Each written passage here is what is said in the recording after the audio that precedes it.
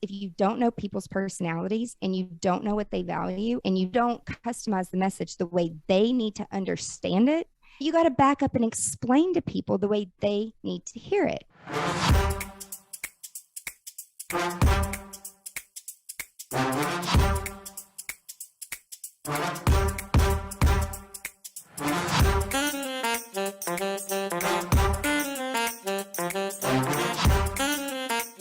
Angela, awesome to have you on the Happy Engineer podcast. Can't thank you enough for making time to be with us today. Absolutely. Thank you so much for having me. I'm excited to be here. You're the best. Angela, I'm not a celebrity in many people's eyes, but my mom thinks I'm a celebrity. And you are one of the world's most recognized and renowned event and wedding planners for celebrities, which is the coolest thing. And I'm already married, but I was wondering if you're available, maybe we could work on an event. Would that be possible? Hey, there's always renewals and anniversaries, family reunions. You would actually be really proud. My wife and I had a magical wedding in the Dominican Republic on the north side of the island in Las Terrenas. And it really was, I mean, right up your alley. I think you would. Beautiful area. Your expertise ranges across so many things. I tease about this, but truly unreal, the work that you've done, in time management, in productivity, in your GSD methods. We could go 1,000 directions.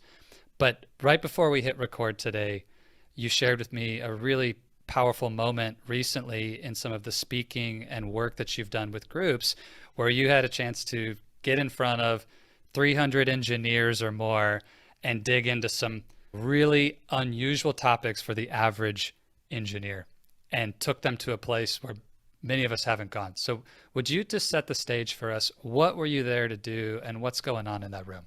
Yeah, well, like many things we do, it's relationship driven, right? And where you can show up and add value. Where I started my whole psychology thing, because a lot of this is psychology and it is understanding how the human brain works. And a lot of us don't study that, but starting out and being fascinated with the brain and just really understanding people.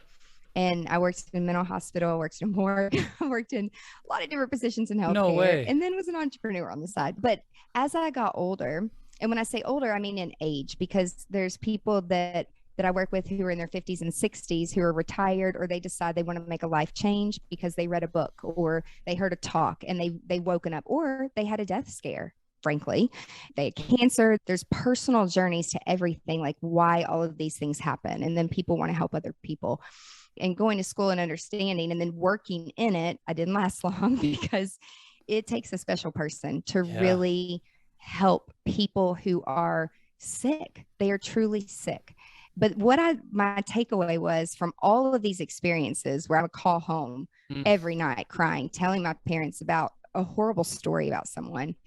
It was the test and all the psychology tools. And when you come in and you suffer a tragedy or something's wrong, they just throw all this stuff at you and they want to ask you all these questions like doctors and lights. And it's just so distracting. But as a young therapist, and I was training under a psychologist, and he's like, we do all these different tests and it's called Myers-Briggs and this, and it's a personality thing. And I'm like, okay, whatever. Well, I go in and I mean, I literally was a kid.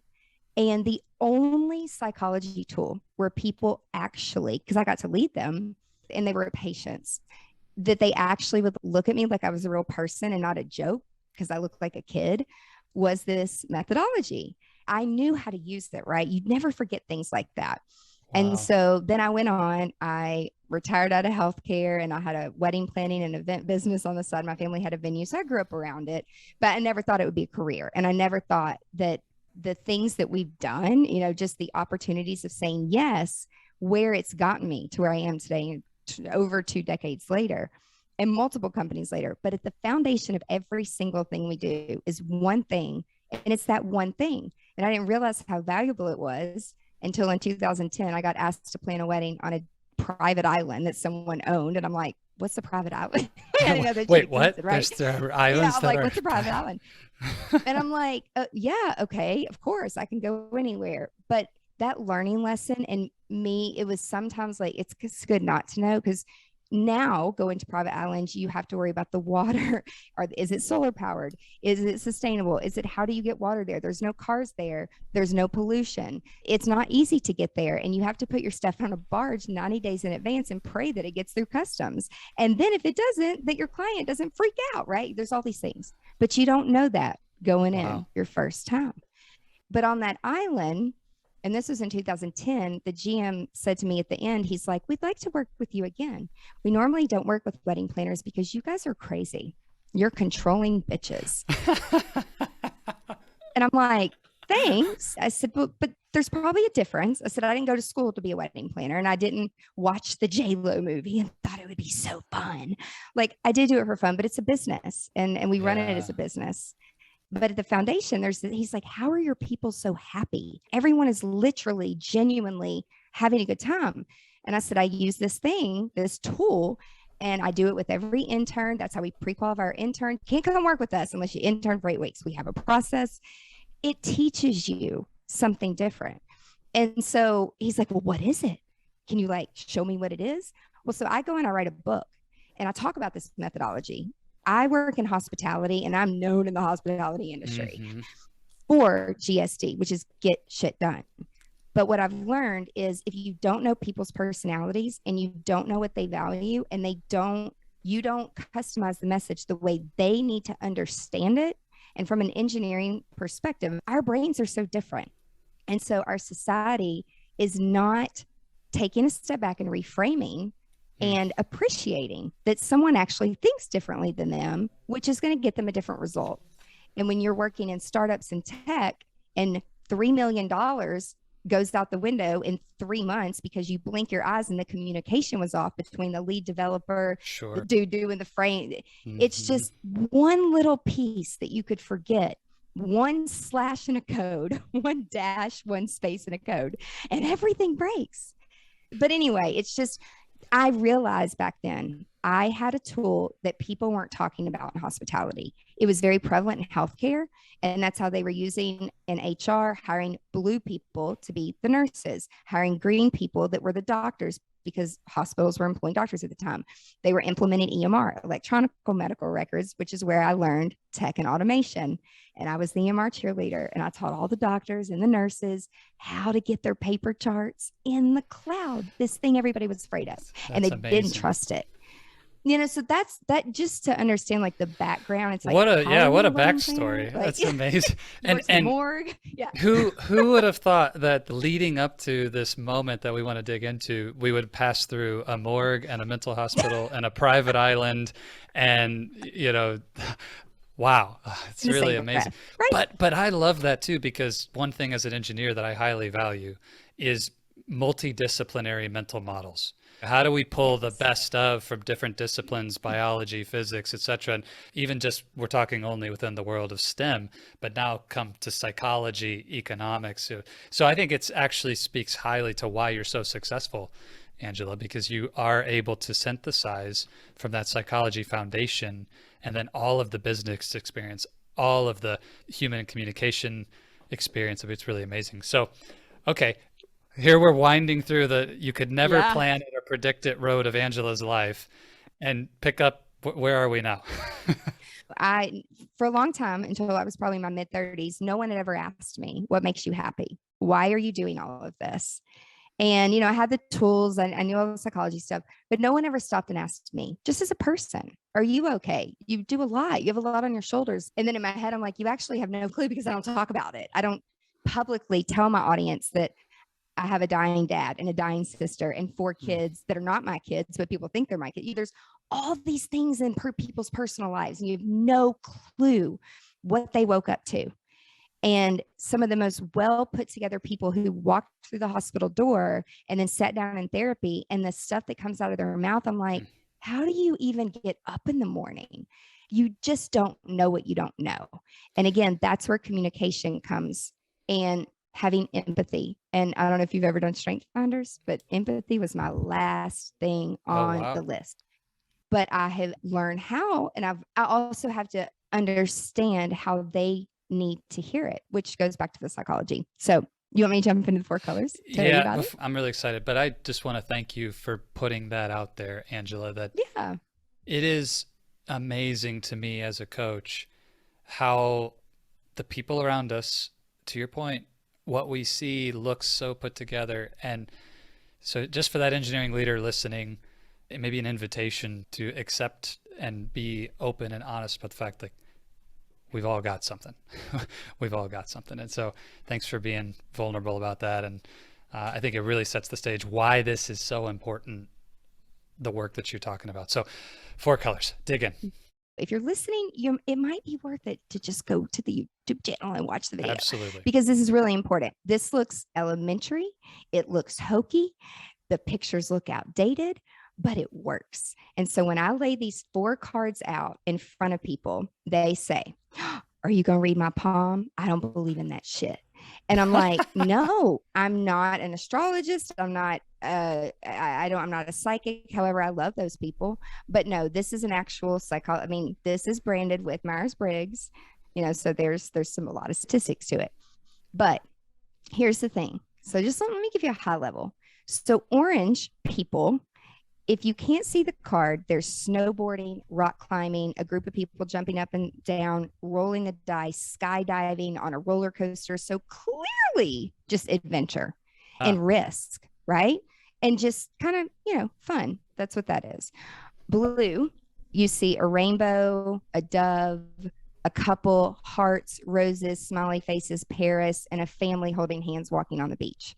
So blues are very emotional, not in a bad way, in an empathetic way. But blue people lead with emotion.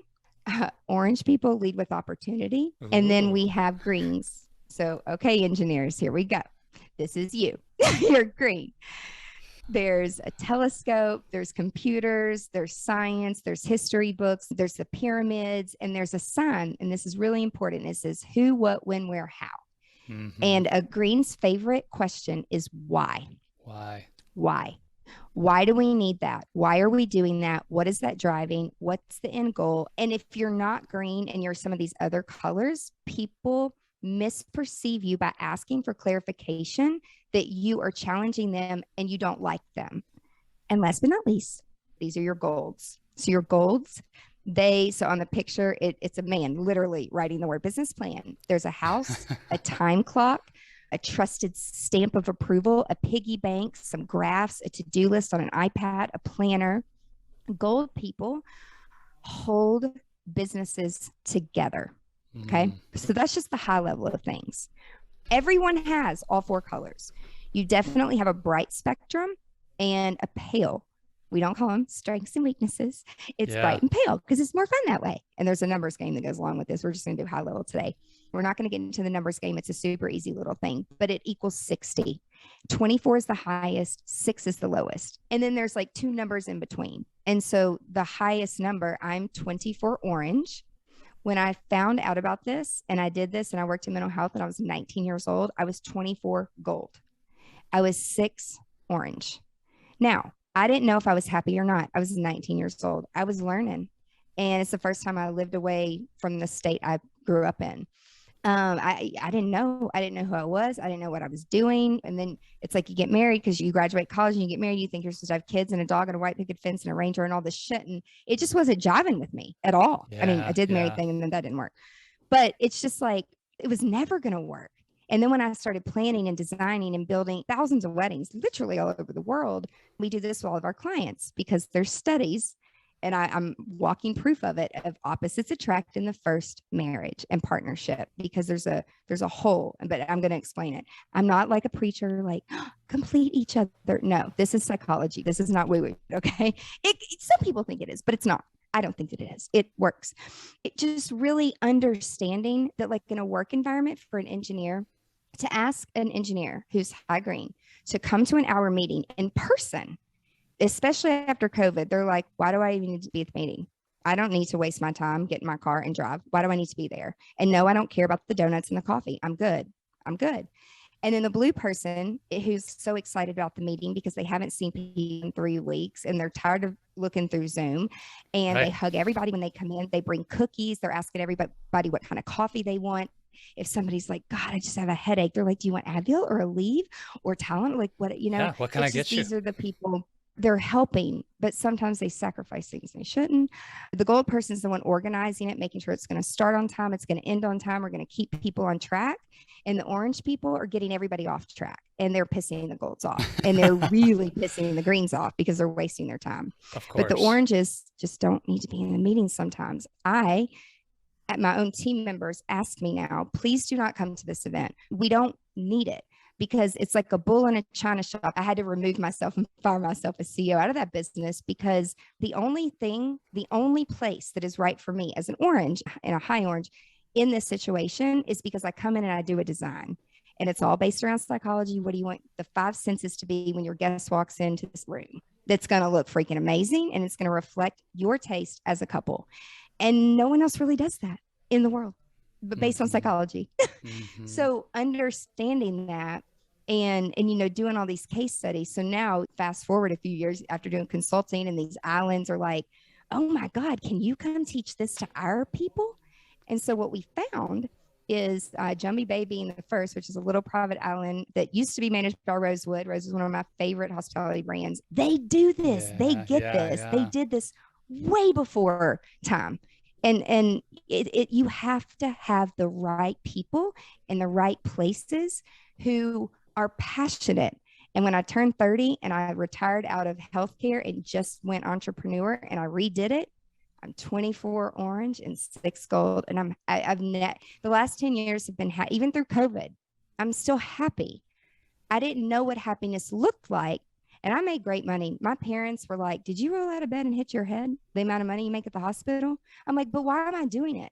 I had this 4,500 square foot house. I'm married to a guy who's deployed in Iraq. I don't even know what that's about. I don't have any furniture in this new house because I haven't had time to go furniture shopping because we have 15 events this weekend. It was completely out of control. It's all I really knew, right? And then there was this thing called EO, Entrepreneur Organization. And in 2010, I got in and I joined, and I had a friend that would not shut up about it. And it was a bunch of people like me, oranges and some greens who were the risk takers and life of the party, or it's like a numbers person. But we all got along because the greens needed some fun, and they did want to have fun sometimes, but they would sit and research for 3 days and not eat and get their statistics and get their shit straight. Totally. And they're like, I'll see you at the party. And then they'll just miss the party because they're having more fun by themselves, researching and being left alone, rather than in a big group of people partying and drinking. It's amazing. And the green part of me, Angela, is like, I could literally sit here and just listen to you talk about it for hours and hours and just soak it in. And I'm building my list of, I've got my who, what, when, where, why, and about 20 more why questions pouring out of my mind right now. Like, okay, what about this? What about this? What about this? So, okay, we've got the colors. We, we're not doing today all the detail, of course. So get your numbers, understand yourself. What's the actual journey for an individual like then to say, all right, I'm a green. I'm a 24 green. This is me. Now that I have that awareness, what do I do with that, or where does it go? And maybe tell us about how it impacted the room. I know we kind of set the stage about where you were speaking to this engineering group and showing them this. Okay, so what? Here I am. I'm a green. Whoop-de-doo. Like, now what? So it's an actual workshop. It was a 3-hour workshop. And so some of my team, they're all women. They're like, can we come and watch? Like, how are you going to talk to 300 men who are greens? And I'm like, y'all, what do you mean? I'm like, the 5-foot female orange blasting into the room to speak to 300 male greens. I love this. Yeah. I'm like, how many of you are married? Stand up if you're married, or if you have a partner that you've lived with for over 5 years. Almost everybody stood up. And then I said, okay, everybody sit down, stand up if you make the choice to live alone, be happier if you live alone. And then like some people stood up, like, okay. And so it's like, how many of you feel like you're just misunderstood and your wife or your spouse or your partner or your child cries and you're like, oh my God, just leave me the F alone. Like, so I was just creating real life situations that I'm in every freaking day. And so you just relate to people. And that's the first thing that you have to do before you just jump in. You got to relate to people. That's really it. And then I'm like, what I'm about to show you, you're all going to roll your eyes and you're going to say, oh, this is hokey woo woo shit. But bear with me, and I gave them a lot of facts about my background. Then I just, again, I always go over green first. And I'm like, you love this, you love this, you love this. And when COVID started, I'm like, the greens are loving life. They can work from home. They're left alone. They, don't have to answer. They don't have to do that water station talk and bullshit, with the blue people. It just isn't productive. But then you have 3 types of personalities over here that if you don't take a step back and become self-aware and know first how you're perceived, and many greens that we've had breakthroughs with, when you go and ask all their coworkers and some of their family, they think they're assholes. They think they're arrogant. They're know-it-all. They're jerks. They're heartless. They don't care. All they care about is work. All they care about is money. Here's the thing with greens. You seek knowledge. You seek understanding. You're global. You're intellectual. You know big words. It's like attorneys and doctors, just freaking smart people. And they make decisions based off of data and numbers and black and white. There's no gray. And when you follow those processes and you follow what happens with engineering, it's incredible. But I've also seen it on the other side when some of the teams work together and then all kinds of stories started to come out. I'm like, tell me, complain, cuss, get it out, vent, tell me. I mean, and these men knew once they knew my history and they knew I grew up around where I grew up, I'm like, every other word in my father's mouth was GD or F. My niece's first word was fuck. So you're not going to offend me at all. And I mean, they were just left and right. And I'm like, okay, it feels better, right? So let's take a step back and let me just explain to you what's going on. So one guy said about his daughter, who's like 7, and how she has to have this and she has to have this and it has to be her way. And he thinks she's OCD or blah, blah, blah, blah. I'm like, she's gold. And golds and greens sometimes butt heads because the golds, they want to get shit done. They want a list. They want a deadline. They want accountability. They want clarity. And they can't support you with a project management and like making sure you're on track, because what the greens like to do is if they're building something, and this is actually happening real time in my life right now, I'm on a tech board and there's a wedding planning software that has been in the works for a while. And the developer, they just brought me in to like go through this because there's a disconnect between the CEO and the lead developer who has a lot of people under him. And what was happening is the CEO, who is very orange, she would constantly text him all the time at all hours, whenever she was thinking about it. Oh, we need to do this. Oh, what about this? And da da da da and da da da. And he's like, oh my God, stop it. Like, shut up. We have it designed. We have phases. So phase 1, we got to finish phase 1 right. And so then it's been out of control for months. And then people are like going crazy and threatening to quit and all this stuff. So as a board member, I'm hearing the problem and I'm like, time out, guys. I'm like, I know what's happening. The lead developer's green, the CEO's this. I can come in and be interim in the middle to help connect the dots, but she has to stop texting him and he has to follow the plan and she has to stop changing the plan. And he has to make sure that he has access to her to ask her the right questions. It's not an opportunity for her to give him more ideas.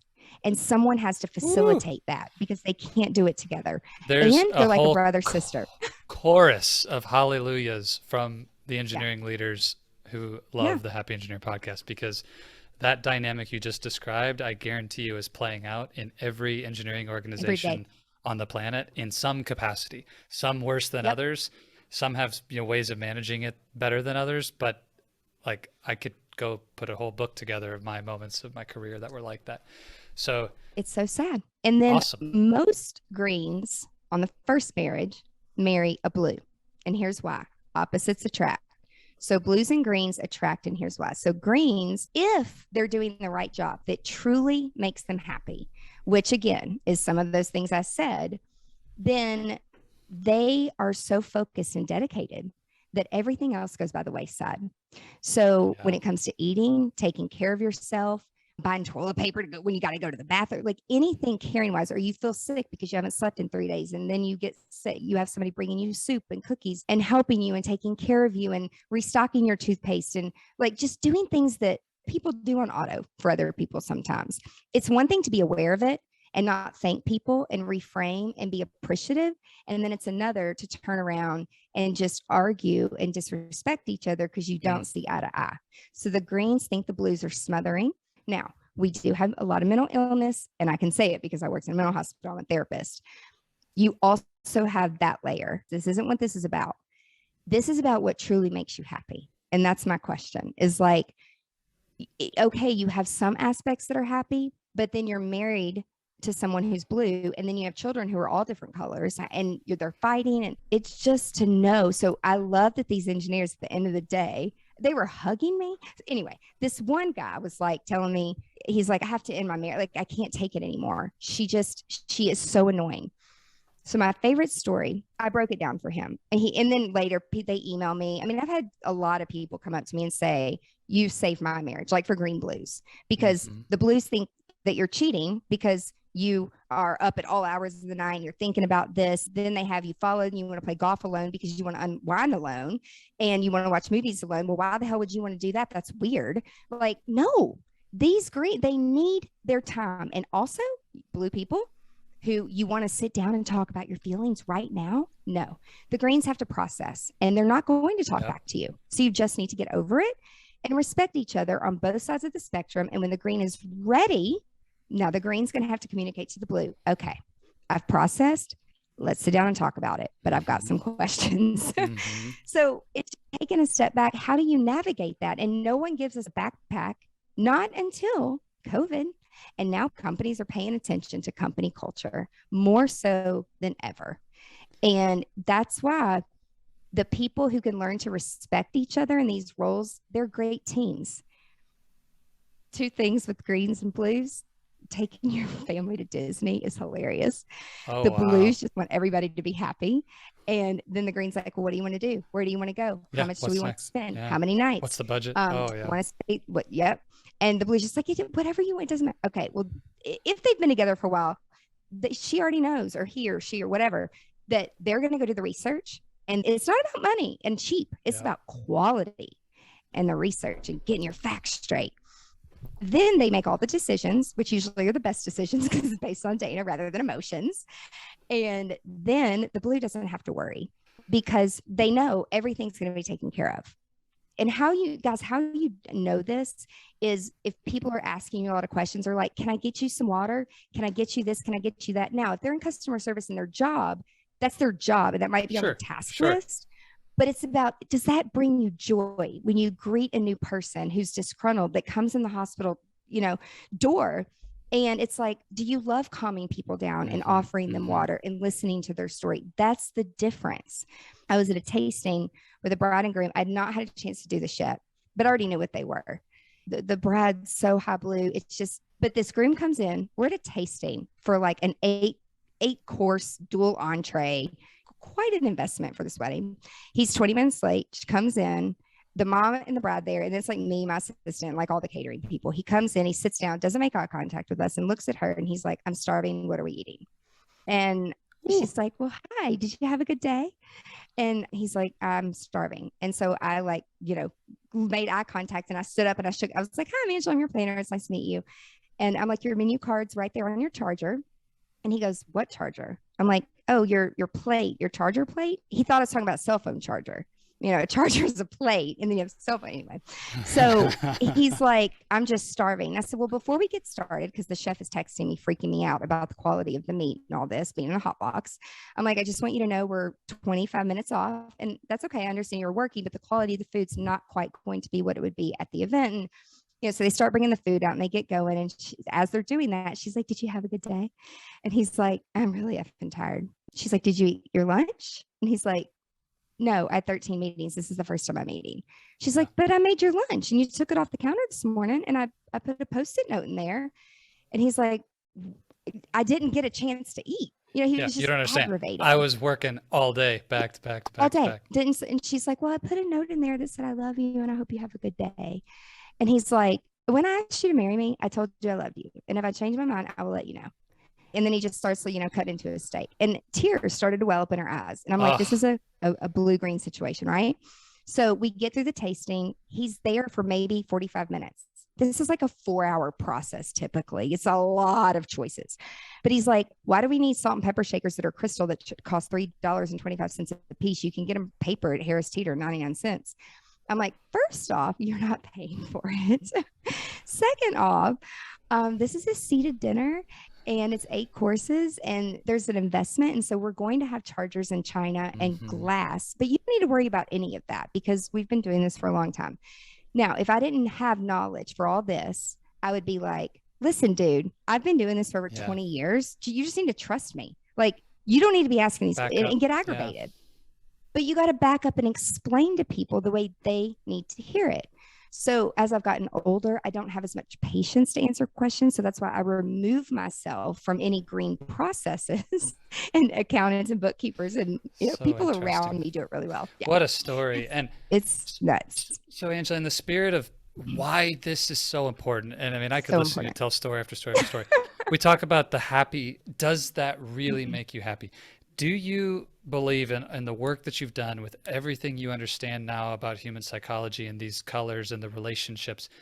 Is it even possible to experience a depth of fulfillment and happiness that is there in the human experience that some people are seeking without mastery in this area? Or is it like, you know what, if you're green and you don't care at all about understanding these other 3 colors, like you're kind of destined for pain? Absolutely. So I know a lot of people are hearing these stories maybe, and they're like, okay, where's this going? How do I move this forward? Right. But if we just even leave it at this one giant pillar of, listen, knowing your own color and understanding how to relate to the other 3 is so foundational to happiness. Everything. I think this is huge. It exists. It does. And no, you don't have to be an expert. The step is self-awareness and then doing the work to understand who's around you in your family, in your friends, in your work community, and how can you better, because greens aren't good at relationships. They'll tell you. But if people would follow the passion, and most greens, if they're green gold, they will never, if they're like good, they'll never leave. They're not going to take a risk.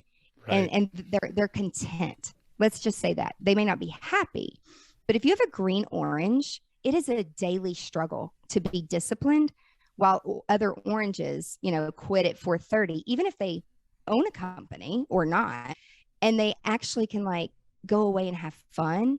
And so that's why it matters. And then there's envy. People get envious of like, well, why can't I just walk away from my job?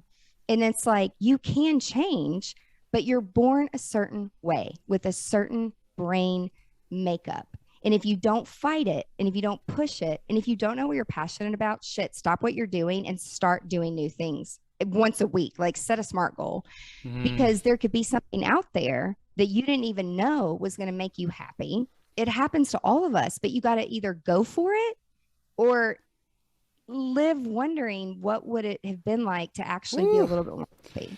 So I know you got a lot of gears spinning in people's heads, Angela, and this idea that we want to ask the right questions. Yeah, where do we end? What's the question that people need to take away from this conversation? The question is, are you self-aware of what makes you happy?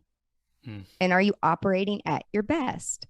So you have to get up and think about, what do you want? But you also have to consider the goals of others. And then when you work as a team and you bring all 4 aspects to the table, then things start to work much better. And you start to feel differently about showing up at work and going home, frankly. Just ask yourself, like, are you content or are you really happy in what you're doing? And if you're not, just take a look at yourself, but just understanding the other 3 colors and how to simply communicate. But start with yourself. Start with yourself being happy. Really good. Angela, where can people go to find more of you, your amazing work? Where's the best place to find Angela? I know people are going to want to dig into this. My website's angelaproffitt.com, 2 F's and 2 T's. Awesome. Well, we'll make sure you know how to find Angela in the show notes and the happyengineerpodcast.com, where you always find our information. But Angela, thank you so much for making time and just being through a fire hose, like a lot of depth to this. And we only got this deep, but thank you so much. We're just tremendous. And the work you do, I can't say enough about how brilliant Angela is in this space, and that breadth of experience from the morgue to the private island to True Colors. Angela brings so much to the table. So if you need her in your company and in your life, please reach out and connect. You won't regret it. Angela, thanks again. Thanks so much for having me. Y'all have a great day. Hello, my friend. Zach White here again, and I wanted to let you know that's all we've got for this episode of the Happy Engineer podcast. Thank you so much for investing your time with me today. It is an absolute pleasure to be able to bring you this content. Just as a reminder, it would be amazing if you would subscribe and share this episode with any other engineers you know who may benefit from this. And if you're like me, I hope that you'll take some notes and, more importantly, take action. In our audio version of the podcast on Apple Podcasts and any place that you go to find podcasts, there's a little more content from me about this episode in the debrief. If you really want to hear about how to put this into action, I'd encourage you to go grab that. But thank you for joining us for the video version of our interview today. And again, can't thank you enough for helping us to get the word out about the Happy Engineer podcast and what we're doing. If there's any way we can serve you, would love to do that. Go find us at oasisofcourage.com or reach out to me on social media at Oasis of Courage. And don't forget again to subscribe and click the bell to have notifications of upcoming releases of new episodes of the podcast. As always, I want to leave you with this. If you stay in your comfort zone, you're not going to grow. So let's crush comfort, create courage, and let's do this.